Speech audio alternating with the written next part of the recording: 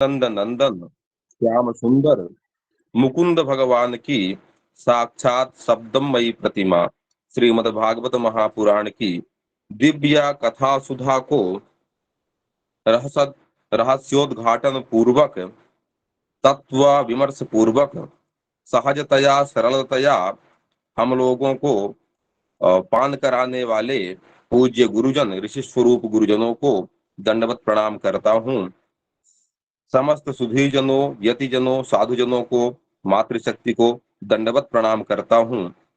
आज आप गुरुजनों के चरणों के आशीर्वाद से महती अनुकंपा से जो उपक्रम उपस्थापित करने का अवसर मिला है, इसके लिए मन में किंचित विशेष हर्षोल्लास हो रहा है, मन मुदित हो रहा है। परब्रह्म परमात्मा योगेश्वर श्री कृष्णचंद्र जी के अवतरण का यह शुभ अवसर पावन पर्व और ऐसे पर्व पर वाणी को पवित्र करने का जो अवसर मिला, इसके लिए मैं सदैव ऋणी रहूंगा। कल हम लोग पूज्य गुरुदेव के श्रीमुख से श्रवण कर रहे थे। यद्यपि श्रीमद् भागवत जी की संपूर्ण कथा ही भक्तों की कथा है, भक्तमाल की कथा है, तथापि उस कथा में भी जो महाभागवत हैं, ऐसे महामनीषी पुण्यतमों महात्माओं में देवव्रत भीष्म पितामह महाराज जी का नाम आता है और उन पितामह जी की दिव्य कथा का हम लोगों को श्रवण करने का लाभ मिला। कल हम लोग श्रवण कर रहे थे पूज्य गुरुदेव के श्रीमुख से तान समेतान महाभागा नुपलभ्य वसूत्तमः पूजयामास धर्मज्ञो देश काल विभाग कृष्णं च तत्प्रभावज्ञ आसीनं जगदीश्वरं हृदि स्थं पूजयामास माययोपात्त विग्रहम् तान समेतान महाभागान उपलब्ध वसोत्तमः। अनेक ऋषि मुनि महात्मा सब उपस्थित हैं और उन महात्माओं के साथ, ऋषियों के साथ, मुनिगणों के साथ पांडव जन भगवान यदुत्तम योगेश्वर भगवान के साथ पहुंचते हैं। वसुत्तम, वसुओं में उत्तम, अष्ट वसुओं में जो सर्वोत्तम है ऐसे, और वो कैसे हैं? देश काल विभागवित, देश काल को जानने वाले हैं, सारी परिस्थितियों को जानने वाले हैं, ऐसे परम धर्मज्ञ जो वेद महात्मा पितामह भीष्म हैं, वो भगवान का मानो सम्मान करते हैं, भगवान का पूजन करते हैं। कृष्णंच तत्प्रभावज्ञ आसीनं जगदीश्वरम हृदयस्थं पूजयामास माययोपात्त विग्रहम। माययोपात्त विग्रहम का पूज्य गुरुदेव के श्रीमुख से हम लोगों ने 3-4 तरह का भाव श्रवण किया। माया, एक तरह तो भक्ति ऐसा भाव आया कि मायया इव उपात्तः गृहीतः विग्रहः यस्य तम एतादृशं भगवंतम जगदीश्वरम प्रणम्य पूजयामास। इस तरह से मानो भगवान जिन्होंने माया से लीला करने के लिए ऐसा वप धारण किया है, विग्रह धारण किया है, ऐसे लोकोत्तर सौंदर्य माधुर्य ऐश्वर्य को वितरित करने वाले भगवान को उन्होंने पूजन किया। एक बात ये आई, और दूसरी बात ये थी कि निरंतर पितामह भीष्म भगवान का चिंतन करते ही रहते थे, भगवान की प्रतीक्षा में थे ही, और भगवान उनके हृदय में जगदीश्वर निरंतर विराजमान है, ऐसे हृदय में विराजमान परमात्मा का वो निरंतर पूजन स्मरण करते ही रहते हैं। आज भगवान साक्षी सामने से उपस्थित हैं, उनका उन्होंने आदर किया, सत्कार किया, और पांडु सूत्रानुपास, और इसी में दूसरा आया जो विवादार्थ थे। यहाँ विग्रह को विवाद के अर्थ में लिया गया, तो चक्रवर्ती पाद जी के द्वारा ऐसा भाव लिया गया कि भगवान ने मानो विवाद किया, विग्रह किया, ऐसी लीला किया कि युधिष्ठिर महाराज को उनका उपदेश समझ में नहीं आया। यद्यपि वो चाहते तो समझ में आ जाता, पर उन्होंने पितामह भीष्म की लोकोत्तर महिमा के प्रतिपादन के लिए, महाभागवत परम भक्त के महिमा के विस्तार के लिए उन्होंने ऐसी लीला किया कि छोटा भाई समझने वाले युधिष्ठिर जी को छोटे भाई के रूप में भगवान का जो उपदेश हुआ, जो समझाना हुआ, समझ में नहीं आया। ऐसा विग्रह की लीला, विवाद की लीला ऐसा भगवान ने ही किया ताकि वहां तक पहुंचा जाए और इनको उपदेश कराया जाए। और माया कृपया उपनेत्रम समीपम, ऐसा करके कि मान्य कृपा पूर्वक जो है जिन्होंने निज देह धारण किया है, ऐसे परमात्मा, इस तरह के कई भावों का हम लोगों को पूज्य गुरुदेव के द्वारा ज्ञान प्राप्त हुआ। और इसमें एक बड़ी बात आगे आती है कि पांडुपुत्रानुपासीनान प्रसृज प्रेम संगतान अभ्याचष्टानुरागाश्रयी रंधीभूतेन चक्षुषा। पितामह भीष्म इतने द्रवित हो गए, इतने मुग्ध हो गए, इतने भरे हृदय वाले हो गए, प्रेम निर्भर हो गए कि उनकी आंखों से वह प्रेमास्त्र बहने लगा। और प्रेमास्त्र की धारा के कारण ठीक ठीक से उन्होंने नहीं देख पाया पांडुपुत्रों को, जो कि अत्यंत विनीत हैं, विनम्र हैं, ऐसे और अत्यंत प्रेम है जिनका पितामह के चरणों में, ऐसे पांडवों को ठीक से देख न सके प्रेम के कारण। तथापि उन्होंने कहना प्रारंभ किया, अहो कष्टम अहो न्यायम यद्यूयम धर्मनंदनाः जीवितुम नारथ क्लिष्टम विप्रधर्माच्युताश्रयाः। यही प्रश्न हम लोगों के भी मन में होता है, बहुत ही प्रासंगिक विषय है। यहाँ पितामह भीष्म कहते हैं कि धर्म का आश्रय जो ले, जो भगवान का आश्रय ले, उसको कैसे कष्ट हो। विप्र धर्माच्युताश्रया, जो ब्राह्मणों का आश्रय ले लेता है, जो वेद पाठी श्रोत्रिय ब्राह्मणों, गुरुजनों, जगत गुरु अग्रजन्मा ब्राह्मण का आश्रय ले ले, उनके उपदेशों को धारण करके जीवन यापन करे, उसे कैसे कष्ट संभव हो। जो धर्म का निरंतर पालन करे, उसे कैसे धर्म कष्ट संभव हो। अथवा जो साक्षात भगवान नारायण का सानिध्य प्राप्त कर लिया हो, आश्रय प्राप्त कर लिया हो, उसे कैसे कष्ट भला संभव हो सकता है। यह प्रश्न बहुधा समाज में आता है, मन में आता है, बार बार आता है। और इस बात का तो आगे स्वयं पितामह भीष्म ही समाधान करेंगे, हम लोग श्रवण करेंगे पूज्य गुरुदेव के श्रीमुख से। पर मेरे मन में दो तीन बातें आ रही हैं, आप सबके चरणों में निवेदन करने की उत्कंठा हो रही है, अतः एक दो मिनट और ले रहा हूं, क्षमा किया जाएगा।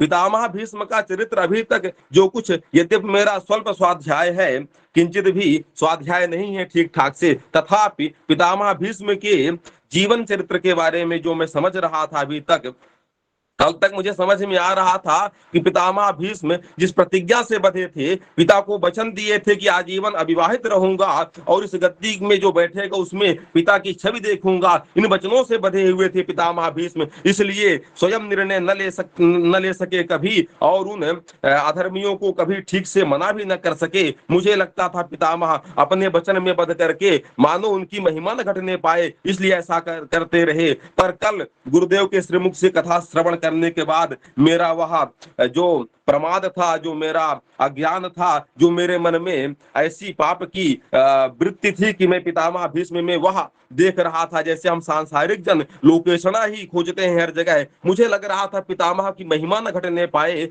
वचन में कहीं उनके न्यूनता ना आने पाए, इसलिए पितामह महिमा के लिए ऐसा कर रहे थे। पर मुझे कल समझ में आया कि देश काल विभागवित वो पितामह भीष्म कोई ऐसे सामाजिक लौकिक जन नहीं है, वो अष्टवसुओं में श्रेष्ठ हैं। और उन्हें यह ज्ञान था कि भगवान की लीला ही है, अधर्मियों का बोलबाला हो गया है, इन सब के समापन के लिए भगवान का अवतार हुआ ही है, इसलिए उन्होंने कहीं बल नहीं दिखाया।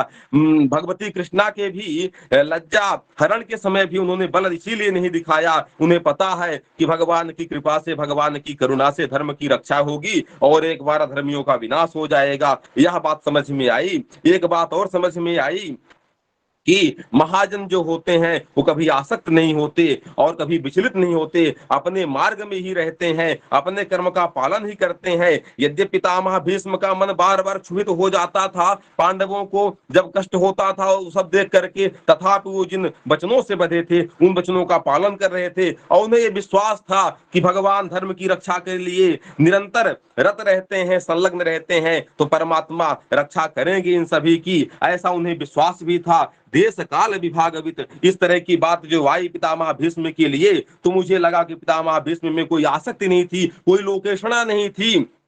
और कोई ऐसी उनकी विवशता भी नहीं थी। वो तो परम धर्मज्ञ हैं, इसलिए उनका ऐसा व्यवहार हुआ। वो स्वयं महत्व नहीं लेना चाहते हैं, भगवान का अवतरण हो गया है जिस कार्य के लिए, उस कार्य में बाधक नहीं बनना चाहते हैं। जैसे कि श्री हनुमंत लाल जी महाराज ने कहा था कि चाहूं तो सब ठीक ठाक कर दूं अभी, पर भगवान की आज्ञा नहीं है, इसलिए उन्होंने स्वयं वह महिमा नहीं लेना चाहा। अतः जो भक्त जन होते हैं, महापुरुष जन होते हैं, कभी वो महिमा महात्म्य नहीं चाहते हैं। वो भगवान के चरणों में समर्पित होकर के और भगवत अर्थ कर्म करते हुए, सब में भगवत दर्शन करते हुए साधु भाव से जीवन व्यतीत करते हैं। यद्यपि मैंने समय ज्यादा ले लिया, इसके लिए पुनः क्षमा चाहता हूँ। गुरु चरणों में क्षमा याचना करते हुए सभी जनों को नमस्कार करते हुए अपनी वाणी को विराम देता हूँ। सर्वेभ्यो नमो नमः, गुरुभ्यो नमो नमः, वैष्णवेभ्यो नमो नमः।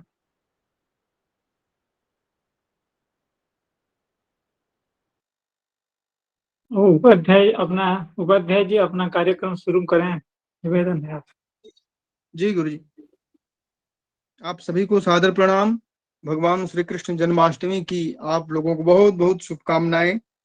गुरु जी के आदेशानुसार मैं जो है श्रीमद् भागवत जी के दशम स्कंद के तृतीय अध्याय के मूल श्लोकों का पाठ प्रारंभ करने जा रहा हूं, जिसमें भगवान श्री नंदन का जन्म है। और इसकी हिंदी अर्थ आचार्य गौतम मुनि शुरू करेंगे। जी। कृष्णाय वासुदेवाय हरये परमात्मने प्रणतक्लेशनाशाय गोविन्दाय नमो नमः। श्रीशुक उवाच अथ सर्वगुणोपेतः कालः परमशोभनः यर्हि जन्मरक्षम् शान्तर्क्षग्रहतारकम्। श्री सुखदेव जी कहते हैं, परीक्षित, अब समस्त शुभ गुणों से युक्त बहुत सुहावना समय आया। रोहिणी नक्षत्र था। आकाश के सभी नक्षत्र, ग्रह और तारे शांत यानी सौम्य हो रहे थे। जैसे अंतःकरण शुद्ध होने पर उसमें भगवान का आविर्भाव होता है, श्री कृष्ण अवतार के अवसर पर भी ठीक उसी प्रकार का समस्त की शुद्धि का वर्णन किया गया है। इसमें काल, दिशा, पृथ्वी, जल, अग्नि, वायु, आकाश, मन और आत्मा, इन 9 द्रव्यों का अलग अलग नामोल्लेख करके साधकों के लिए एक अत्यंत उपयोगी साधन पद्धति की ओर संकेत किया गया है। काल, भगवान काल से परे हैं। शास्त्रों और सत्पुरुषों के द्वारा ऐसा निरूपण सुनकर मानो काल क्रुद्ध हो गया था और रुद्र रूप धारण करके सबको निगल रहा था। आज जब उसे मालूम हुआ कि स्वयं परिपूर्णतम भगवान श्री कृष्ण मेरे अंदर अवतीर्ण हो रहे हैं, तब वह आनंद से भर गया और समस्त सद्गुणों को धारण कर तथा सुहावना बनकर प्रकट हो गया। दिशा, प्राचीन शास्त्रों में दिशाओं को देवी माना गया है। उनके एक एक स्वामी भी होते हैं, जैसे प्राची के इंद्र, प्रतीचि के वरुण आदि। कंस के राज्यकाल में ये देवता पराधीन यानी कैदी हो गए थे। अब भगवान श्री कृष्ण के अवतार से देवताओं की गणना के अनुसार 11-12 दिनों में ही उन्हें छुटकारा मिल जाएगा। इसलिए अपने पतियों के संगम सौभाग्य का अनुसंधान करके देवियां प्रसन्न हो गईं। जो देव एवं दिशा के परिच्छेद से रहित हैं, वे ही प्रभु भारत देश के व्रज प्रदेश में आ रहे हैं। यह अपूर्व आनंदोत्सव भी दिशाओं की प्रसन्नता का हेतु है। संस्कृत साहित्य में दिशाओं का एक नाम आशा भी है। दिशाओं की प्रसन्नता का एक अर्थ यह भी है कि अब सत्पुरुषों की आशा अभिलाषा पूर्ण होगी। विराट पुरुष के अवयव संस्थान का वर्णन करते समय दिशाओं को उनका कान बताया गया है। श्री कृष्ण के अवतार के अवसर पर दिशाएं मानो यह सोचकर प्रसन्न हो गई कि प्रभु असुर असाधुओं के उपद्रव से दुखी प्राणियों की प्रार्थना सुनने के लिए सतत सावधान है।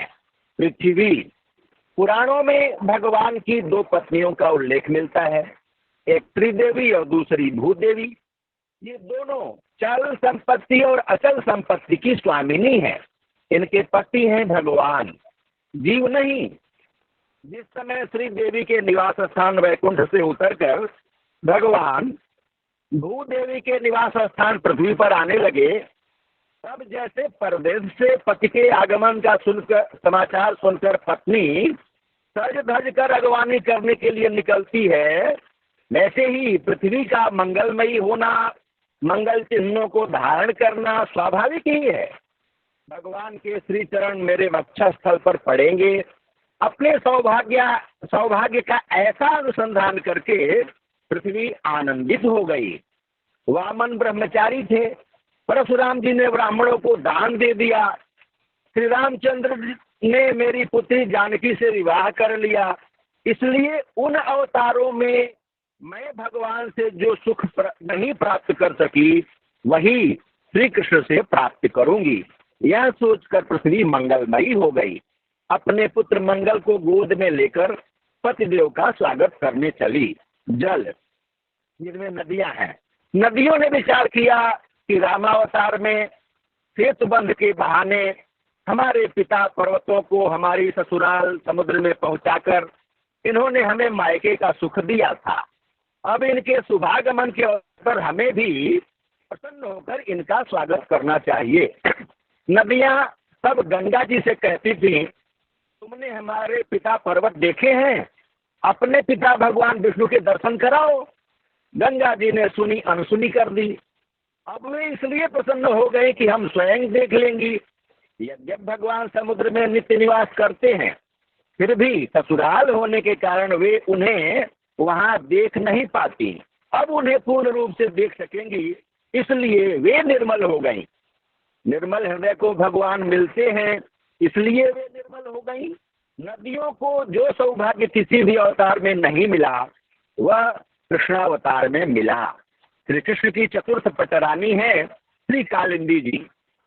अवतार लेते ही यमुना जी के तट पर जाना, बाल बाल एवं गोपियों के साथ जल क्रीड़ा करना, उन्हें अपनी पटरानी बनाना, इन सब बातों को सोचकर नदियां आनंद से भर गईं। ह्रद, कालिय दमन करके कालिय दह का शोधन, ग्वाल बालों और अकूर को ब्रह्म ह्रद में ही अपने स्वरूप के दर्शन आदि स्व संबंधी लीलाओं का अनुसंधान करके ह्रदों ने कमल के बहाने अपने प्रफुल्लित हृदय को ही श्री कृष्ण के प्रति अर्पित कर दिया। उन्होंने कहा कि प्रभु, भले ही हमें लोग जड़ समझा करें, आप हमें कभी स्वीकार करेंगे। इस भावी सौभाग्य के अनुसंधान से हम सहृदय हो रहे हैं। अग्नि, इस अवतार में श्री कृष्ण ने व्योमास्त्र, तृणावर्त, कालिय के दमन से आकाश, वायु और जल की शुद्धि की है। मृत भक्षण से पृथ्वी की और अग्निपान से अग्नि की। भगवान श्री कृष्ण ने 2 बार अग्नि को अपने मुंह में धारण किया। इस भावी सुख का अनुसंधान करके ही अग्निदेव शांत होकर प्रज्वलित होने लगे। देवताओं के लिए यज्ञ भाग्य आदि बंद हो जाने के कारण अग्निदेव भी भूखे ही थे। अब श्री कृष्णावतार से अपने भोजन मिलने की आशा से अग्निदेव प्रसन्न होकर प्रज्वलित हो उठे। वायु, उदार शिरोमणि भगवान श्री कृष्ण के जन्म के अवसर पर वायु ने सुख लुटाना प्रारंभ किया, क्योंकि समान शील से ही मैत्री होती है। जैसे स्वामी के सामने सेवक प्रजा अपने गुण प्रकट करके उसे प्रसन्न करती है, वैसे ही वायु भगवान के सामने अपने गुण प्रकट करने लगे। आनंद कंद श्री कृष्णचंद्र के मुखारविंद पर जब श्रम जनित श्वेत बिंदु आ जाएंगे, तब मैं ही शीतल मंद सुगंध गति से उसे सुखाऊंगा। यह सोचकर पहले से ही वायु सेवा का अभ्यास करने लगा। यदि मनुष्य को प्रभु चरणारविंद के दर्शन की लालसा हो तो उसे विश्व की सेवा ही करनी चाहिए। मानो यह उपदेश करता हुआ वायु सबकी सेवा करने लगा। रामावतार में मेरे पुत्र हनुमान ने भगवान की सेवा की, इससे मैं कृतार्थ ही हूँ, परंतु इस अवतार में मुझे स्वयं ही सेवा कर ले चाहिए। इस विचार से वायु लोगों को सुख पहुंचाने लगा। संपूर्ण विश्व के प्राण वायु ने संपूर्ण विश्व की ओर से भगवान के स्वागत समारोह में प्रतिनिधित्व किया। आकाश, आकाश की एकता, आधारता, विशालता और समता की उपमा तो सदा से ही भगवान के साथ ही दी जाती रही, परंतु अब उसकी झूठी नीलिमा भी भगवान के अंग से उपमा देने से चरितार्थ हो जाएगी। इसलिए आकाश ने मानो आनंदोत्सव मनाने के लिए नीले चंदोवे में हीरों के समान तारों की झालरें लटका ली हैं। स्वामी के शुभागमन के अवसर पर जैसे सेवक स्वच्छ वेशभूषा धारण करते हैं और शांत हो जाते हैं, इसी प्रकार आकाश के सब नक्षत्र, ग्रह, तारे शांत एवं निर्मल हो गए। वक्रता, अतिचार और युद्ध छोड़कर श्री कृष्ण का स्वागत करने लगे। नक्षत्र, मैं देवकी के गर्भ से जन्म ले रहा हूँ, तो रोहिणी के संतोष के लिए कम से कम रोहिणी नक्षत्र में जन्म तो लेना ही चाहिए, अथवा चंद्रवंश में जन्म ले रहा हूँ तो चंद्रमा की सबसे प्यारी पत्नी रोहिणी में ही जन्म लेना उचित है। यह सोचकर भगवान ने रोहिणी नक्षत्र में जन्म लिया। मन, योगी मन का निरोध करते हैं, मुमुक्षु निर्विषय करते हैं और जिज्ञासु बाध करते हैं। तत्वों ने तो मन का सत्यानाश ही कर दिया। भगवान के अवतार का समय जानकर उसने सोचा कि अब तो मैं अपनी पत्नी, इंद्रियां और विषय, बाल बच्चे सबके साथ ही भगवान के साथ खेलूंगा। निरोध और बाध से पिंड छूटा, इसी से मन प्रसन्न हो गया। निर्मल को ही भगवान मिलते हैं, इसलिए मन निर्मल हो गया। वैसे शब्द, स्पर्श, रूप, रस, गंध का परित्याग कर देने पर भगवान मिलते हैं। अब तो स्वयं भगवान ही वह सब बन कर आ रहे हैं। लौकिक आनंद भी प्रभु में मिलेगा, यह सोचकर मन प्रसन्न हो गया। वासुदेव के मन में निवास करके यही भगवान प्रकट हो रहे हैं, वह हमारी ही जाति का है, यह सोचकर मन प्रसन्न हो गया। सुमन, देवता और शुद्ध मन को सुख देने के लिए ही भगवान का अवतार हो रहा है, यह जानकर सुमन प्रसन्न हो गए। संतों में, स्वर्ग में और उपवन में सुमन यानी शुद्ध मन, देवता और पुष्प आनंदित हो गए। क्यों न हो। माधव यानी विष्णु और वसंत का आगमन जो हो रहा है। भाद्र मास, भद्र अर्थात कल्याण देने वाला है। कृष्ण पक्ष स्वयं कृष्ण से संबद्ध है। अष्टमी तिथि पक्ष के बीचों बीच संध्या स्थल पर पड़ती है। रात्रि योगी जनों को प्रिय है। निशीथ यतियों का संध्या काल और रात्रि के 2 भागों की संधि है। उस समय श्री कृष्ण के आविर्भाव का अर्थ है अज्ञान के घोर अंधकार में दिव्य प्रकाश। निशानाथ, चंद्र के वंश में जन्म लेना है तो निशा के मध्य भाग में अवतीर्ण होना भी उचित है। अष्टमी के चंद्रोदय का समय भी वही है।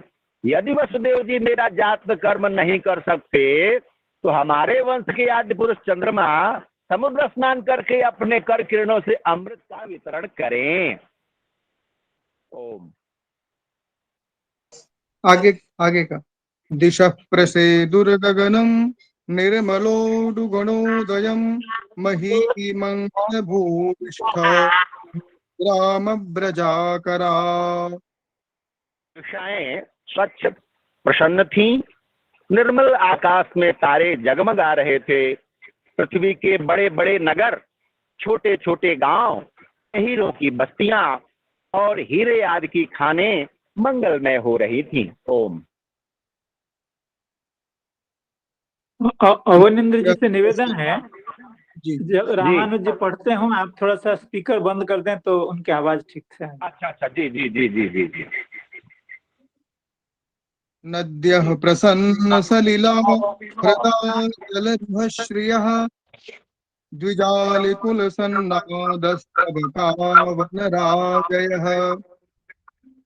नदियों का जल निर्मल हो गया था। रात्रि के समय भी सरोवर खिल रहे थे। वन में वृक्षों की पंक्तियां रंग बिरंगे पुष्पों के गुच्छों से लद गई थी। कहीं पक्षी चहक रहे थे तो कहीं भौरे गुनगुना रहे थे। ववौ वायुः सुखस्पर्शः पुण्यगन्धवः श्रुतिः अग्नयश्च द्विजातीनां शान्तास्तत्र समिध्यतः। उस समय अवनींद्र जी, पवित्र और अवनींद्र जी, शीतल मंद अपने स्पर्श से लोगों को सुखदान करती हुई बह रही थी। ब्राह्मणों के अग्निहोत्र की कभी न बुझने वाली अग्नियां जो कंस के अत्याचार से बुझ गई थी, वे इस समय अपने आप जल उठी। ओम। मनांस्यासन् प्रसन्नानि साधूनामसुरद्रुहां जायमाने जने तस्मिन् नेदुर्दुन्दुभयो दिवि। संत पुरुष पहले से ही चाहते थे कि असुरों की बढ़ती न होने पाए। अब उनका प्रसन्नता से भर गया। जिस समय भगवान के आविर्भाव का अवसर आया, स्वर्ग में देवताओं की दुंदुभियां अपने आप बज उठी। जगुः किन्नरगन्धर्वास्तुष्टुवुः सिद्धचारणाः विद्याधर्यश्च नदृतो रप्सरोभिः समं तदा। किन्नर और गंधर्व मधुर स्वर में गाने लगे तथा भगवान के मंगलमय गुणों की स्तुति करने लगे। विद्याधरियां अप्सराओं के साथ नाचने लगी। ओम। मुचुर्मुनयो देवाः सुमनांसि मुदान्विताः मन्दं मन्दं जलधरा जगर्जुरनुसागरम्। बड़े बड़े देवता और ऋषि मुनि आनंद से भरकर पुष्पों की वर्षा करने लगे। जल से भरे हुए बादल समुद्र के पास जाकर धीरे धीरे गर्जना करने लगे। ऋषि मुनि और देवता जब अपने सुमन की वर्षा करने के लिए मथुरा की ओर दौड़े, तब उनका आनंद भी पीछे छूट गया और उनके पीछे पीछे दौड़ने लगा। उन्होंने अपने निरोध और बाध संबंधी सारे विचार त्याग कर मन को श्री कृष्ण की ओर जाने के लिए मुक्त कर दिया, उन पर न्योछावर कर दिया। मेघ समुद्र के पास जाकर मंद मंद गर्जना करते हुए कहते, जल निधे, यह तुम्हारे उपदेश का फल है कि हमारे पास जल ही जल हो गया। उपदेश यानी पास आने। अब ऐसा अवनींद्र कुछ जी, उपदेश करो। जी, जब रामानुज जी उच्चारण करते हो, आप स्पीकर को थोड़ा म्यूट कीजिए। वो शर्त दिया था। ना ना, नहीं होता है। अच्छा, शायद आपका दो चल रहे हैं, कोई समस्या है, दो चल रहे हो। हाँ, दो मोबाइल चल रहा है जी। एक का स्पीकर तो पहले से ही म्यूट है। अभी आवाज मेरी आ रही है? आपकी अभी आ रही है, लेकिन जब रामानुज जी जब उच्चारण करते हैं तब आप थोड़ा सा म्यूट कर दीजिए। अभी मेरी आवाज आ रही है ठीक से? आ रही है, अभी आ रही है, आपकी आ रही है। मेरी आवाज ठीक से आ रही क्या? आवाज आ बिल्कुल रही है। अच्छी आ रही है, कहीं दिक्कत। अच्छा, ठीक है। अब बिना स्पीकर के पढ़ के देखता हूँ। निशीथे तम उद्भूते जायमाने जनार्दने देवक्यां देवरूपिण्यां विष्णुः सर्वगुहाशयः आविरासीद् यथा प्राच्यां दिशेन्दुरिव पुष्कलः। जन्म मृत्यु के चक्र से छुड़ाने वाले जनार्दन के अवतार का समय था निशीथ। चारों ओर अंधकार का साम्राज्य था। उसी समय सबके हृदय में विराजमान भगवान विष्णु देवरूपिणी देवकी के गर्भ से प्रकट हुए। जैसे पूर्व दिशा में 16 कलाओं से पूर्ण चंद्रमा का उदय हो गया हो। ओम। तमद्भुतं बालकमम्बुजे क्षणं चतुर्भुजं शङ्खगदार्युधायुधं श्रीवत्सलक्ष्मं गलशोभिकौस्तुभं पीताम्बरं सान्द्रपयोदसौभगं महार्ह वैदूर्य किरीट कुण्डलत्रिषा परिष्वक्त सहस्र कुन्तलम् उद्दामकाञ्चं गदकङ्कणादिभिर्विरोचमानं वसुदेव ऐक्षत। वसुदेव जी ने देखा उनके सामने एक अद्भुत बालक है। उसके नेत्र कमल के समान कोमल और विशाल हैं। 4 सुंदर हाथों में शंख, गदा, चक्र और कमल लिए हुए हैं। वक्षा स्थल पर श्रीवत्स का चिन्ह अत्यंत सुंदर सुवर्णमयी रेखा है। गले में कौस्तुभ मणि झिलमिला रही है। वर्षाकालीन में के समान परम सुंदर श्यामल शरीर पर मनोहर पीतांबर फहरा रहा है। बहुमूल्य वैदूर्य मणि के किरीट और कुंडल की कांति से सुंदर सुंदर घुंघराले बाल सूर्य की किरणों के समान चमक रहे हैं। कमर में चमचमाती करधनी की लड़ियां लटक रही हैं। बाहों में बाजूबंद और कलाइयों में कंकड़ शोभायमान हो रहे हैं। इन सब आभूषणों से सुशोभित बालक के अंग अंग से अनोखी छटा छिटक रही है। ओम। सविस्मयोत्फुल्ल विलोचनो हरिं सुतं विलोक्यानकदुन्दुभिस्तदा कृष्णावतारोत्सव संभ्रमो स्पृशन् मुदा द्विजेभ्यो युतमाप्लुतो गवाम्। जब वसुदेव जी ने देखा कि मेरे पुत्र के रूप में तो स्वयं भगवान ही आए हैं, तब पहले तो उन्हें असीम आश्चर्य हुआ। फिर आनंद से उनकी आंखें खिल उठी। उनका रोम रोम परमानंद में मग्न हो गया। श्री कृष्ण का जन्मोत्सव मनाने की उतावली में उन्होंने उसी समय ब्राह्मणों के लिए 10,000 गायों का संकल्प कर दिया। ओम। कृष्णा अथैनमस्तौ दवधार्य पूरुषम् परं नताङ्गः कृतधीः कृताञ्जलिः स्वरोचिषा भारतसूतिका गृहम् विरोचन्तं गतभिः प्रभाववित्। परीक्षित, भगवान श्री कृष्ण अपनी अंग कांति से सूतिका गृह को जगमग कर रहे थे। जब वसुदेव जी को यह निश्चय हो गया कि ये तो परम पुरुष परमात्मा ही हैं, तब भगवान का प्रभाव जान लेने से उनका सारा भय जाता रहा। अपनी बुद्धि स्थिर करके उन्होंने भगवान के चरणों में अपना सिर झुका दिया और फिर हाथ जोड़कर वे उनकी स्तुति करने लगे। ओम। वसुदेव उवाच विदितोऽसि भवान् साक्षात् पुरुषः प्रकृतेः परः केवलानुभवानंद स्वरूपः सर्वबुद्धिदृक्। वसुदेव जी ने कहा, मैं समझ गया कि आप प्रकृति से अतीत साक्षात पुरुषोत्तम हैं। आपका स्वरूप है केवल अनुभव और केवल आनंद। आप समस्त बुद्धियों के एकमात्र साक्षी हैं। स एव स्वप्रकृत्येदं सृष्ट्वाग्रे त्रिगुणात्मकं तदनुत्वं ह्यप्रविष्टः प्रविष्ट इव भाव्यसे। आप ही सर्ग के आदि में अपनी प्रकृति से इस त्रिगुणमय जगत की सृष्टि करते हैं। फिर उसमें प्रविष्ट न होने पर भी आप प्रविष्ट के समान जान पड़ते हैं। ओम।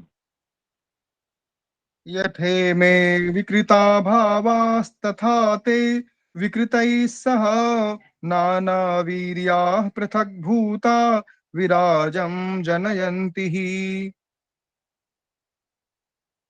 लोग और साथ में पढ़ दीजिए 16 नंबर। सन्निपत्य समुत्पाद्य दृश्यन्ते नुगता इव प्रागेव विद्यमानत्वान्न तेषामिह संभवः।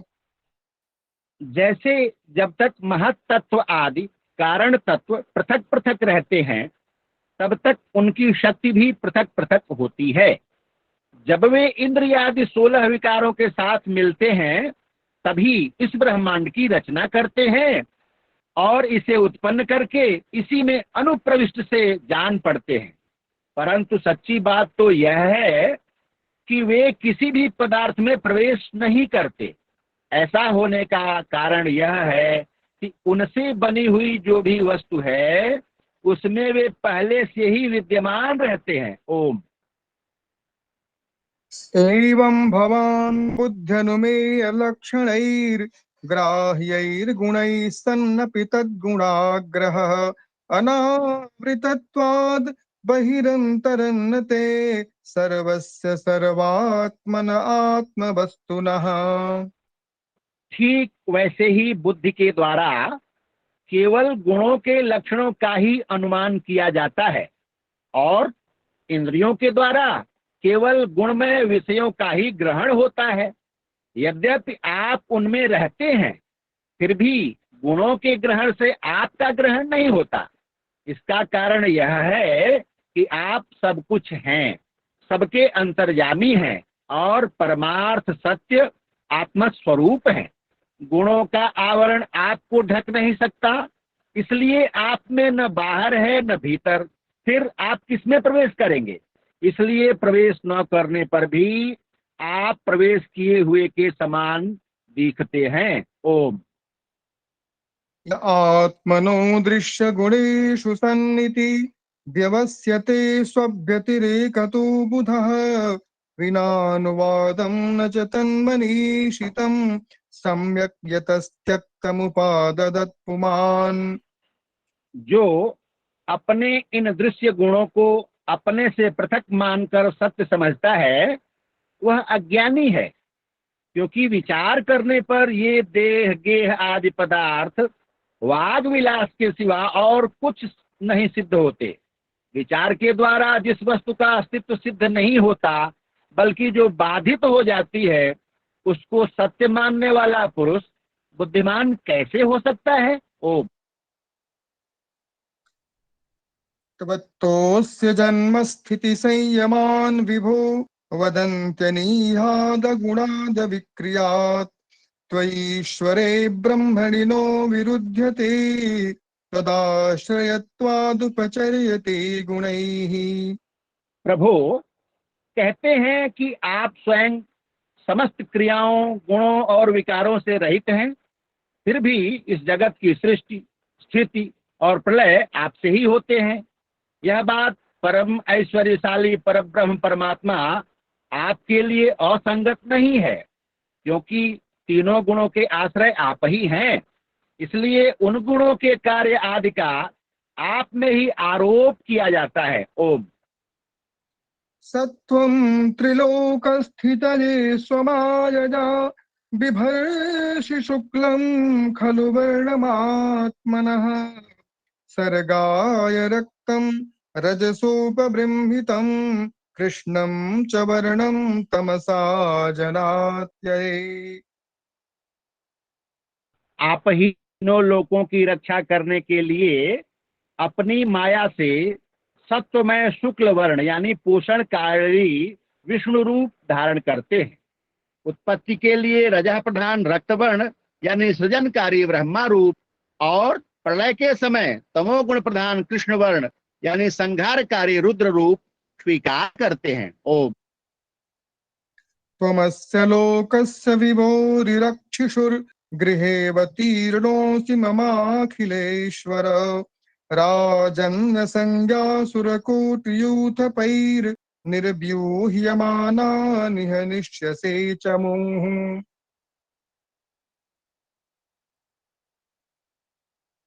और सब हम ही हैं। इस संसार की रक्षा के लिए ही आपने मेरे घर अवतार लिया है। आजकल कोटि कोटि असुर सेनापतियों ने राजा का नाम धारण कर रखा है और अपने अधीन बड़ी बड़ी सेनाएं कर रखी हैं। आप उन सबका संहार करेंगे। ओम। अयं त्वसभ्यस्तव जन्मनौ गृहे श्रुत्वाग्रजांस्ते न्यवधीत् सुरेश्वर सतेवतारं पुरुषैः समर्पितं श्रुत्वाधुनैवाभिसरत्युदायुधः। देवताओं के भी आराध्य देव प्रभु यह कंस बड़ा दुष्ट है।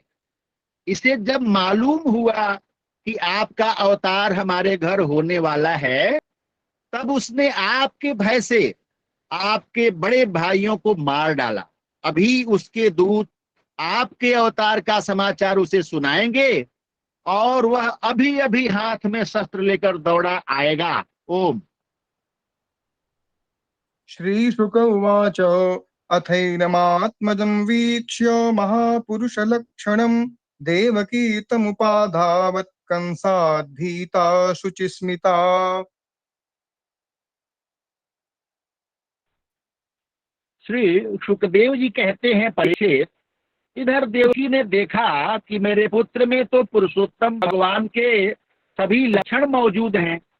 पहले तो उन्हें कंस से कुछ भय मालूम हुआ, परंतु फिर वे बड़े पवित्र भाव से मुस्कुराती हुई स्तुति करने लगी। ओम। देवक्युवाच रूपं यत्तत् प्राहुरव्यक्तमाद्यं ब्रह्मज्योतिर्निर्गुणं निर्विकारं सत्तामात्रं निर्विशेषं निरीहं सत्त्वं साक्षाद् विष्णुरध्यात्मदीपः। माता देवकी ने कहा, प्रभु, वेदों ने आपके जिस रूप को अव्यक्त और सबका कारण बतलाया है, जो ब्रह्म ज्योति स्वरूप, समस्त गुणों से रहित और विकारहीन है, जिसे विशेषण रहित, अनिर्वचनीय, निष्क्रिय एवं केवल विशुद्ध सत्ता के रूप में कहा गया है, वही बुद्धि आदि के प्रकाशक विष्णु आप स्वयं हैं। ओम। नष्टे लोके द्विपरार्धावसाने महाभूतेष्वादिभूतं गतेषु व्यक्ते व्यक्तं कालवेगेन याते भवानेकः शिष्यते शीर्षसंज्ञः। जिस समय ब्रह्मा की पूरी आयु, दो परार्ध समाप्त हो जाते हैं, काल शक्ति के प्रभाव से सारे लोग नष्ट हो जाते हैं। पंच महाभूत अहंकार में, अहंकार महत्तत्व में और महत्तत्व प्रकृति में लीन हो जाता है। उस समय एकमात्र आप ही शेष रह जाते हैं। इसी से आपका एक नाम शेष भी है। ओम। योऽयं कालस्तस्य ते व्यक्तबन्धो चेष्टामाहुश्चेष्टते येन विश्वम् निमेषादिर्वत्सरान्तो महीयांस्तन्त्वेषानं क्षेमधाम प्रपद्ये। प्रकृति के एकमात्र सहायक प्रभु, निमेष से लेकर वर्ष पर्यंत अनेक विभागों में विभक्त जो काल है, जिसकी चेष्टा से यह संपूर्ण विश्व सचेष्ट हो रहा है और जिसकी कोई सीमा नहीं है, वह आपकी लीला मात्र है। आप सर्वशक्तिमान और परम कल्याण के आश्रय हैं। मैं आपकी शरण लेती हूँ। ओम। मर्त्यो मृत्युव्यालभीतः पलायन् लोकान् सर्वान् निर्भयं नाद्य गच्छत् त्वत्पादाब्जं प्राप्य यदृच्छयाद्य स्वस्थश्येते मृत्युरस्मादपैति। प्रभु, यह जीव मृत्युग्रस्त हो रहा है। यह मृत्यु रूप कराल ब्याल से भयभीत होकर संपूर्ण लोकांतरों में भटकता रहा है, परंतु इसे कहीं कभी भी ऐसा स्थान न मिल सका जहां यह निर्भय होकर रहे। आज बड़े भाग्य से इसे आपके चरणारविंदों की शरण मिल गई, अतः अब यह स्वस्थ होकर सुख की नींद सो रहा है। औरों की तो बात ही क्या, स्वयं मृत्यु भी इससे भयभीत होकर भाग गई है। ओम। सत्वं घोरादुग्रसेनात्मजान्नस्त्राहित्रस्तान् भृत्यवित्रासहासि रूपं चेदं पौरुषं ध्यानधिष्ण्यं मा प्रत्यक्षं मां सदृशां कृषिष्ठाः। प्रभु, आप हैं भक्त भयहारी और हम लोग इस दुष्ट कंस से बहुत ही भयभीत हैं। अतः आप हमारी रक्षा कीजिए। आपका यह चतुर्भुज दिव्य रूप ध्यान की वस्तु है। इसे केवल मांस मज्जा में शरीर पर ही दृष्टि रखने वाले देहाभिमानी पुरुषों के सामने प्रकट मत कीजिए। ओम। जन्मते मय्यसौ पापो मा विद्यान् मधुसूदन समुद्विजे भवद्धेतो कंसादहमधीरधीः। मधुसूदन, इस पापी कंस को यह बात मालूम न हो कि आपका जन्म मेरे गर्भ से हुआ है। मेरा धैर्य टूट रहा है। आपके लिए मैं कंस से बहुत डर रही हूँ। ओम। उपसंहर विश्वात्मन्नदो रूपमलौकिकम् शंख चक्र गदा पद्मश्रियाजुष्टम चतुर्भुजम्। विश्वात्मन, आपका यह रूप अलौकिक है। आप शंख, चक्र, गदा और कमल की शोभा से युक्त अपना यह चतुर्भुज रूप छिपा लीजिए। ओम। विश्वं यदेतत् स्वतनौ निशान्ते यथावकाशं पुरुषः परो भवान् बिभर्ति सोऽयं मम गर्भगो भू दहो नृलोकस्य विडम्बनं हि तत्। प्रलय के समय आप इस संपूर्ण विश्व को अपने शरीर में वैसे ही स्वाभाविक रूप से धारण करते हैं जैसे कोई मनुष्य अपने शरीर में रहने वाले छिद्र रूप आकाश को। वही परम पुरुष परमात्मा आप मेरे गर्भवासी हुए। यह आपकी अद्भुत मनुष्य लीला नहीं तो और क्या है। ओम। श्री भगवान वाच त्वमेव पूर्व सर्गे भूः कृष्ण स्वायं भुवे सति तदायं सुतपा नाम प्रजापतिरकल्मषः।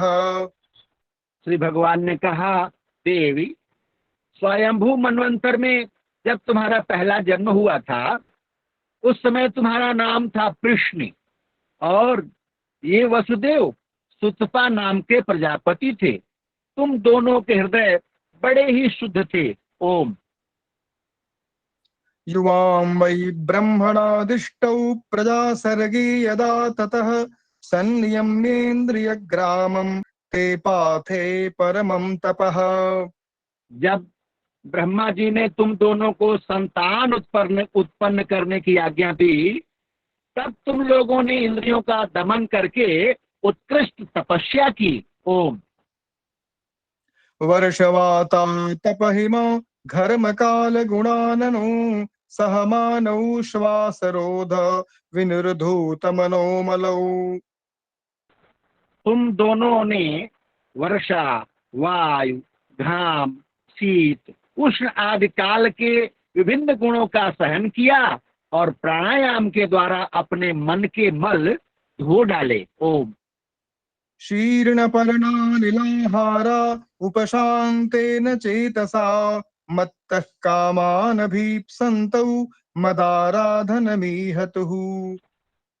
तुम दोनों कभी सूखे पत्ते खा लेते और कभी हवा पीकर ही रह जाते। तुम्हारा चित्त बड़ा शांत था। इस प्रकार तुम लोगों ने मुझसे अभीष्ट वस्तु प्राप्त करने की इच्छा से मेरी आराधना की। ओम। एवं वाम तप्यतोस्तीव्रं तपः परम दुष्करं दिव्यवर्ष सहस्राणि द्वादशेजुर्मदात्मनोः। मुझ में चित्त लगाकर ऐसा परम दुष्कर और घोर तप करते करते देवताओं के 12,000 वर्ष बीत गए। ओम। तदा वां परितुष्टोऽहममुना वपुषानघे तपसा श्रद्धया नित्यं भक्त्या च हृदि भावितः। 30 नंबर भी।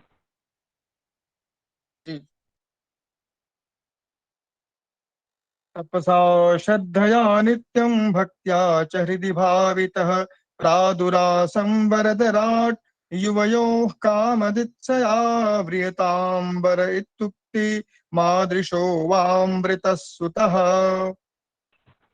पुण्यमयी देवी, उस समय मैं तुम दोनों पर प्रसन्न हुआ क्योंकि तुम दोनों ने तपस्या, श्रद्धा और प्रेममयी भक्ति से अपने हृदय में नित्य निरंतर मेरी भावना की थी।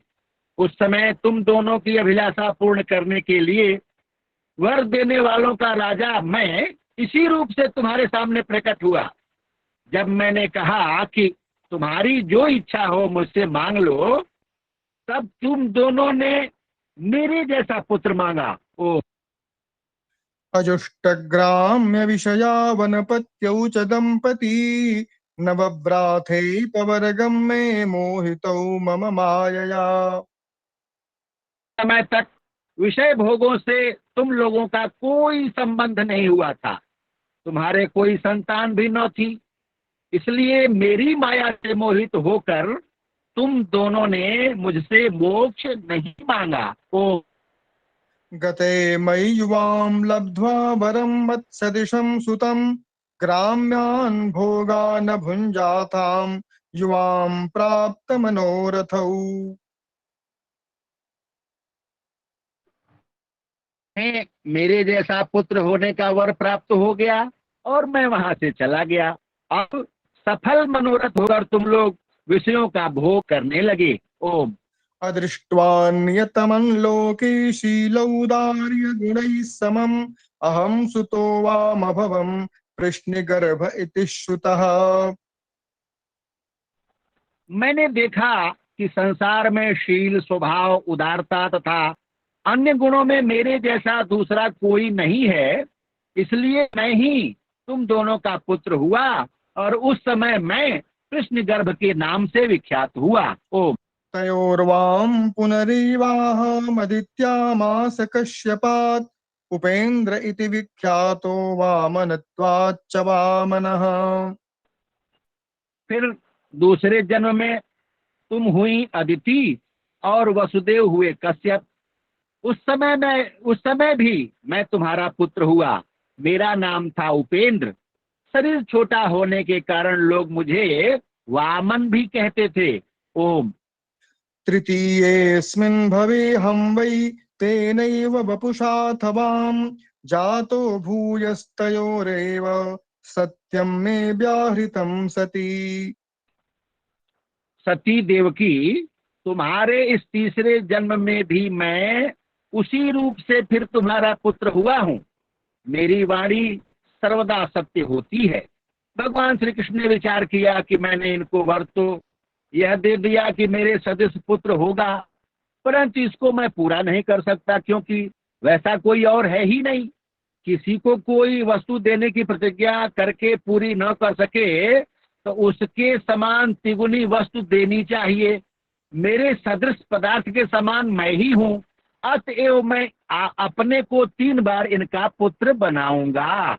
ओम एतद्वां दर्शितं रूपं प्राग्जन्म स्मरणाय मे नान्यथा मद्भवं ज्ञानं मर्त्यलिंगे न जायते। मैंने तुम्हें अपना यह रूप इसलिए दिखला दिया है कि तुम्हें मेरे पूर्व अवतारों का स्मरण हो जाए। यदि मैं ऐसा नहीं करता तो केवल मनुष्य शरीर से मेरे अवतार की पहचान नहीं हो पाती। युवां मां पुत्रभावेन ब्रह्मभावेन च सकृत् चिन्तयन्तौ कृतस्नेहौ यास्येते मद्गतिं पराम्।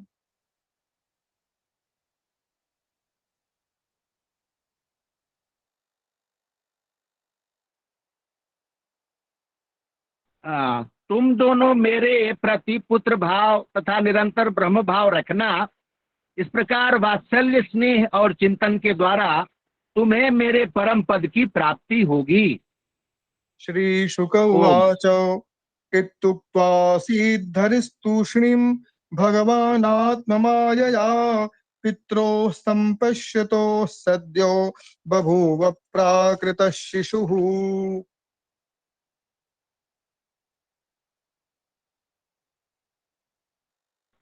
श्री सुखदेव जी कहते हैं, भगवान इतना कहकर चुप हो गए। अब उन्होंने अपनी योग माया से पिता माता के देखते देखते तुरंत एक साधारण शिशु का रूप धारण कर लिया। ततश्च शौरिर्भगवत् प्रचोदितः सुतं समादाय स सूतिका गृहात् यदा बहिर्गन्तुमिजीशतर्ह्यजा या योगमाया जनिनन्दजायया तया हृतप्रत्यय सर्ववृत्तिषु द्वास्थेषु पौरेष्वपि शायितेष्वथ द्वारस्तु सर्वाः पिहिता दुरत्यया बृहत् कपाटाय सकील शृंखलैः। एक श्लोक और 49 भी। ता कृष्णवाहे वसुदेव आगते स्वयं व्यवर्यन्त यथा तमोरवीः ववर्ष परजन् उपांशुगर्जितः शेषोन्वगाद्वारि निवारयन् फणैः। तब वसुदेव जी ने भगवान की प्रेरणा से अपने पुत्र को लेकर सूतिका गृह से बाहर निकलने की इच्छा की। उसी समय नंद पत्नी यशोदा के गर्भ से उस योग माया का जन्म हुआ, जो भगवान की शक्ति होने के कारण उनके ही समान जन्म रहित है। उसी योग माया ने द्वारपाल और पूर्ववासियों की समस्त इंद्रिय वृत्तियों की चेतना हर ली। वे सब के सब अचेत होकर सो गए। बंदी गृह के सभी दरवाजे बंद थे। उनमें बड़े बड़े किवाड़, लोहे की जंजीरें और ताले जड़े हुए थे। उनके बाहर जाना बड़ा ही कठिन था। परंतु वसुदेव जी भगवान श्री कृष्ण को गोद में लेकर ज्यों ही उनके निकट पहुंचे, त्यों ही वे सब दरवाजे आप से आप खुल गए। ठीक वैसे ही जैसे सूर्योदय होते ही अंधकार दूर हो जाता है। उस समय बादल धीरे धीरे गरज कर जल की फुहारें छोड़ रहे थे। इसलिए शेष जी अपने फनों से जल को रोकते हुए भगवान के पीछे पीछे चलने लगे। जिनके नाम श्रवण मात्र से असंख्य जन्मार्जित प्रारब्ध बंधन ध्वस्त हो जाते हैं, वे ही प्रभु जिसकी गोद में आ गए, उसकी हथकड़ी बेड़ी खुल जाए, इसमें क्या आश्चर्य है। बलराम जी ने विचार किया कि मैं बड़ा भाई बना तो क्या, सेवा ही मेरा मुख्य धर्म है। इसलिए वे अपने शेष रूप से श्री कृष्ण के छत्र बनकर जल का निवारण करते हुए चले। उन्होंने सोचा कि यदि मेरे रहते मेरे स्वामी को वर्षा से कष्ट पहुंचा तो मुझे धिक्कार है। इसलिए उन्होंने अपना सिर आगे कर दिया। अथवा उन्होंने यह सोचा कि ये विष्णुपद यानी आकाशवासी मेघ परोपकार के लिए अधा पतित होना स्वीकार कर लेते हैं, इसलिए बलि के समान सिर से वंदनीय हैं। ओम। मघो निवर्षत्य सकृद्यमानुजा गंभीरतो यौघजवोर्मिफे नीला भयानकावरत शताकुला नदी मार्गंददौ सिंधुरिव श्रियः पतेः। उन दिनों बार बार वर्षा होती रहती थी। इससे यमुना जी बहुत बढ़ गई थी। उनका प्रवाह गहरा और तेज हो गया था। तरल तरंगों के कारण जल पर फेन ही फेन हो रहा था। सैकड़ों भयानक भांवर पड़ रहे थे। जैसे सीतापति भगवान श्री राम जी को समुद्र ने मार्ग दे दिया था, वैसे ही यमुना जी ने भगवान को मार्ग दे दिया। श्री कृष्ण शिशु को अपनी ओर आते देखकर यमुना जी ने विचार किया, आहा, जिनके चरणों की धूलि सत्पुरुषों के मानस ध्यान का विषय है, वे ही आज मेरे तट पर आ रहे हैं। वे आनंद और प्रेम से भर गई। आंखों से इतने आंसू निकले कि बाढ़ आ गई। मुझे यमराज की बहन समझकर श्री कृष्ण अपनी आंखें न फेर लें, इसलिए वे अपने विशाल जीवन का प्रदर्शन करने लगी। ये गोपालन के लिए गोकुल में जा रहे हैं। ये सहस्त्र सहस्त्र लहरियां गौए ही तो हैं। ये उन्हीं के समान इनका भी पालन करें। एक काली नाग तो मुझ में पहले से ही है, यह दूसरे शीर्षनाग आ रहे हैं। अब मेरी क्या गति होगी, यह सोचकर यमुना जी अपने थपेड़ों से उनका निवारण करने के लिए बढ़ गई। एकाएक यमुना जी के मन में विचार आया कि मेरे अगाध जल को देखकर कहीं श्री कृष्ण यह न सोच लें कि मैं इसमें खेलूंगा कैसे। इसलिए वे तुरंत कहीं कंठ भर, कहीं नाभि भर और कहीं घुटनों तक जल वाली हो गई। जैसे दुखी मनुष्य दयालु पुरुष के सामने अपना मन खोलकर रख देता है, वैसे ही काली नाग से त्रस्त अपने हृदय का दुख निवेदन कर देने के लिए यमुना जी ने भी अपना दिल खोलकर श्री कृष्ण के सामने रख दिया। मेरी निरस्ता देखकर श्री कृष्ण कहीं जल क्रीड़ा करना और पटरानी बनाना अस्वीकार न कर दें, इसलिए वे उच्छृंखलता छोड़कर बड़ी विनय से अपने हृदय की संकोचपूर्ण रस रीति प्रकट करने लगी। जब इन्होंने सूर्यवंश में रामावतार ग्रहण किया, तब मार्ग न देने पर चंद्रमा के पिता समुद्र को बांध दिया था। अब ये चंद्रवंश में प्रकट हुए हैं और मैं सूर्य की पुत्री हूँ। यदि मैं इन्हें मार्ग न दूंगी तो ये मुझे भी बांध देंगे। इस डर से मानो यमुना जी दो भागों में बट गई। सत्पुरुष कहते हैं कि सत्पुरुष कहते हैं कि हृदय में भगवान के आ जाने पर अलौकिक सुख होता है।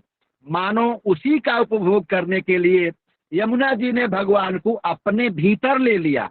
मेरा नाम कृष्णा, मेरा जल कृष्ण, मेरे बाहर श्री कृष्ण है, फिर मेरे हृदय में ही उनकी स्फूर्ति क्यों न हो। ऐसा सोचकर मार्ग देने के बहाने यमुना जी ने श्री कृष्ण को अपने हृदय में ले लिया। ओम।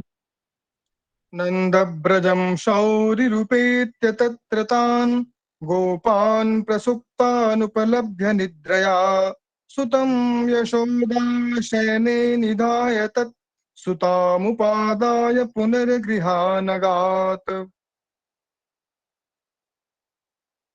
वसुदेव जी ने नंद बाबा के गोकुल में जाकर देखा कि सब के सब गोप नींद से अचेत पड़े हुए हैं। उन्होंने अपने पुत्र को यशोदा जी की सैया पर सुला दिया और उनकी नवजात कन्या लेकर वे बंदी गृह में लौट आए। देवक्याः शयनेन्यस्य वसुदेवोऽथ दारिकां प्रतिमुच्य पदोर्लोहमास्ते पूर्ववदावृतः। जेल में पहुंचकर वसुदेव जी ने उस कन्या को देवकी की सैया पर सुला दिया और अपने पैरों में बेड़ियां डाल ली तथा पहले की तरह वे बंदी गृह में बंद हो गए। यशोदानंद पत्नी च जातं परम बुद्ध्यतो न तल्लिंगं परिश्रांता निद्रयापगत स्मृतिः। उधर नंद पत्नी यशोदा जी को इतना तो मालूम हुआ कि कोई संतान हुई है, परंतु वे यह न जान सकी कि पुत्र है या पुत्री, क्योंकि एक तो उन्हें बड़ा परिश्रम हुआ था और दूसरे योग माया ने उन्हें अचेत कर दिया था। भगवान श्री कृष्ण ने इस प्रसंग में यह प्रकट किया कि जो मुझे प्रेम पूर्वक अपने हृदय में धारण करता है उसके बंधन खुल जाते हैं, जेल से छुटकारा मिल जाता है, बड़े बड़े फाटक टूट जाते हैं, पहरेदारों का भी पता नहीं चलता, भव नदी का जल सूख जाता है, गोकुल यानी इंद्रिय समुदाय की वृत्तियां लुप्त हो जाती हैं और माया हाथ में आ जाती है। श्रीमद् भागवते महापुराणे पारमहंस्याम संहितायाम दशम स्कंधे पूर्वार्धे कृष्ण जन्मनि तृतीयोत्सव। ओम नमो नारायण।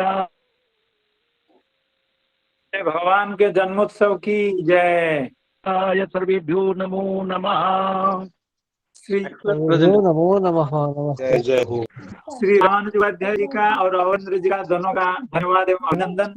आज कुछ विशेष हमारे जो स्वामी जी महाराज हैं सियाराम शरण जी, अगर वो 2-4 मिनट का कीर्तन एवं थोड़ा आशीर्वाद दें या भगवान से प्रार्थना करें हम सब के लिए तो अच्छा रहेगा। 10 मिनट समय।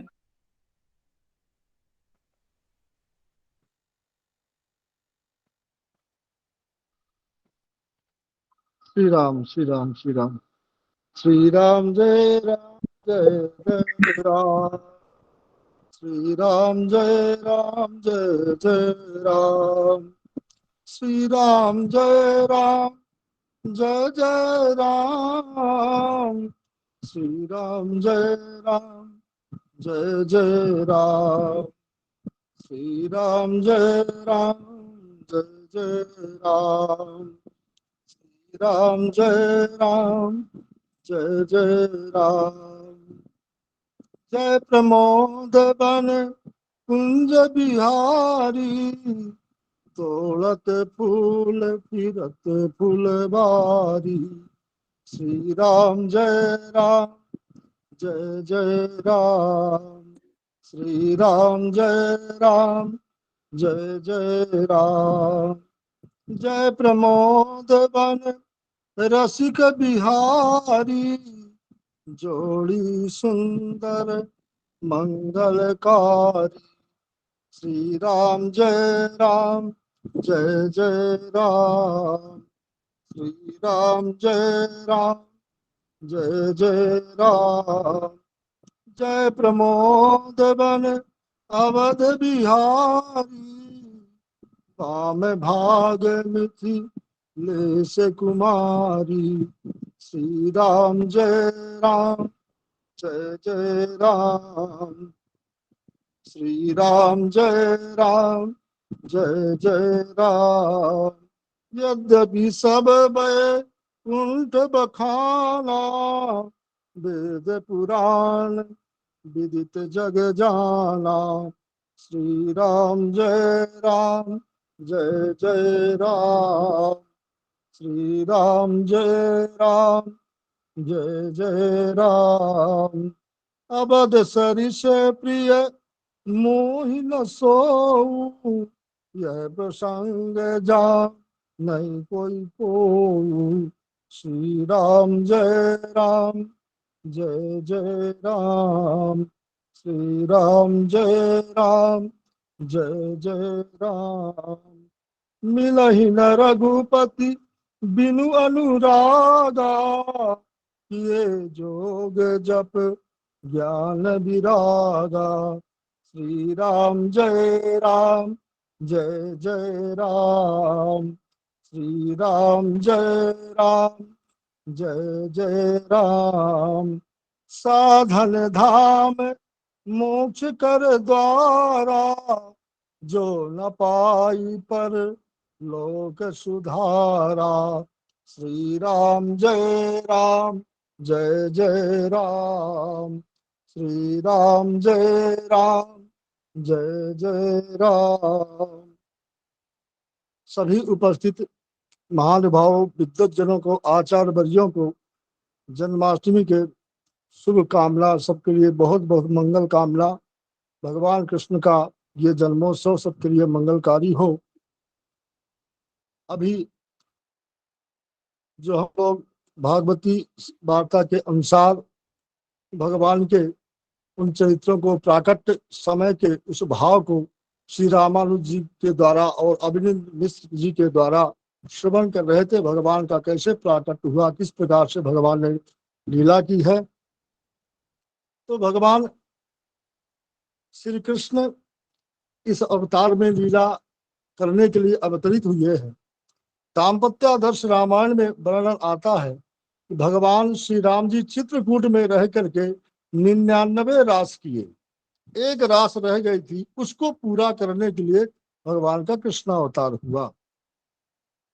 और इसमें जो त्रेता युग में शेष जी लक्ष्मण के रूप में छोटे थे, इस अवतार में बड़े बन गए, क्योंकि रामावतार में लक्ष्मण जी ने भगवान की सेवा की और एक बार उनके मन में क्षोभ हुआ कि मैं भगवान से छोटा क्यों हो गया। जिस समय धोबी और धोबिन वाले प्रसंग में प्रभु श्री राम जी ने माता जानकी जी का परित्याग किया था और लक्ष्मण जी को आदेश दिया था कि लक्ष्मण रथ में बैठा करके गंगा के पार वाल्मीकि आश्रम के समीप पहुंचाओ, जानकी जी को छोड़ आओ। उस दिन लक्ष्मण जी को दुख हुआ था कि मैं प्रभु से छोटा क्यों हो गया, आज बड़ा होता तो इनके आदेश का ऐसा पालन न करना पड़ता, आज मैं ऐसा अन्याय कभी न होने देता। इस बात का उनको क्षोभ था। इसलिए भगवान तो अंतर्यामी है और कृपालु दयालु है।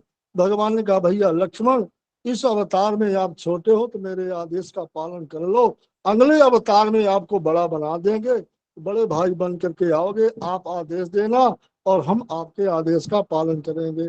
इसलिए भगवान ने इस अवतार में शेष अवतार जी को बलराम के रूप में पहले अग्रज बना करके उन्होंने भेज दिया।